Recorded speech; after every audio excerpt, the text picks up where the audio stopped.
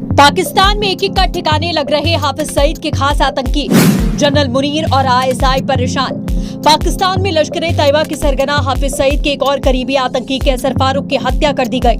कैसर से पहले भी कई आतंकियों को चुपचाप जहन्नुम पहुंचा दिया गया। इन हत्याओं से कहीं न कहीं हाफिज सईद पर गहरा प्रभाव पड़ा और वो थर थर कांप रहा है। लश्कर-ए-तैयबा के हाफिज सईद के करीबी सहयोगी मुफ्ती कैसर फारूक की पाकिस्तान के कराची में अज्ञात बंदूकधारियों ने गोली मारकर हत्या की। भारत में 26/11 हमले के पीछे हाफिज सईद को मास्टरमाइंड माना जाता है। इस महीने की शुरुआत में ही लश्कर-ए-तैयबा से जुड़े एक और मौलवी मौलाना जियाउर रहमान की कराची में 2 बाइक सवार हमलावरों ने गोली मारकर हत्या कर दी। हमलावरों ने उस समय वारदात को अंजाम दिया था जब वो शाम की सैर पर निकला। बताया जा रहा है घटनाक्रमों ने पाकिस्तान की सेना और आईएसआई की नाक में दम कर दिया है। जानकारी के मुताबिक पाकिस्तानी एजेंसियां जियाउर रहमान और मुफ्ती कैसर दोनों को धार्मिक मौलवियों के रूप में दर्शाने के लिए महत्वपूर्ण कोशिशें करती रही, जिनका हाफिज सईद और लश्कर से कोई संबंध नहीं है। इससे पहले आईएसआई से जुड़ा एक और व्यक्ति परमजीत सिंह पंजवार भी ढेर किया गया। परमजीत सिंह खालिस्तान कमांडो फोर्स का नेता था और फरवरी के महीने में हिजबुल मुजाहिदीन को उस समय झटका लगा जब उसके लॉन्च कमांडर और सैयद सलाउद्दीन के करीबी सहयोगी बशीर पीर को रावलपिंडी में आईएसआई मुख्यालय और सैन्य चौकी के पास अज्ञात हमलावरों ने ढेर कर दिया।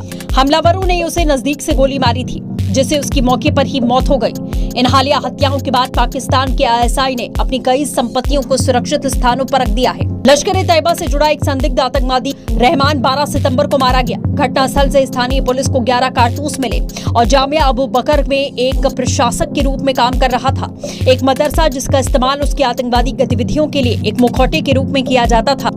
पाकिस्तान पुलिस हत्या को आतंकवादी हमला करार दे रही है, जिसमें घरेलू उग्रवादियों की संलिप्तता का सुझाव है।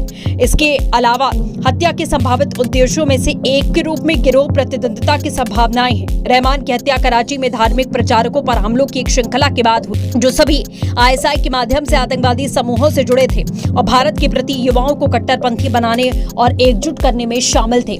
सवाल यही है कि भारत के दुश्मनों को गुपचुप तरीके से कौन है जो ढेर कर रहा है, जो मार रहा है, जो ठिकाने लगा रहा है। और इन सब की वजह से आपको बताएं, हाफिज सईद का बेटा पिछले 1 महीने से लापता है। उसे उठा लिया गया, किडनैप कर लिया गया और पाकिस्तान की मीडिया के मुताबिक उसकी हत्या कर दी गई है। और अब हाफिज सईद यानी कि आतंक का दूसरा नाम, आतंक का सरगना, थर थर कांप रहा है क्योंकि उसे सता रहा है उसकी हत्या का डर।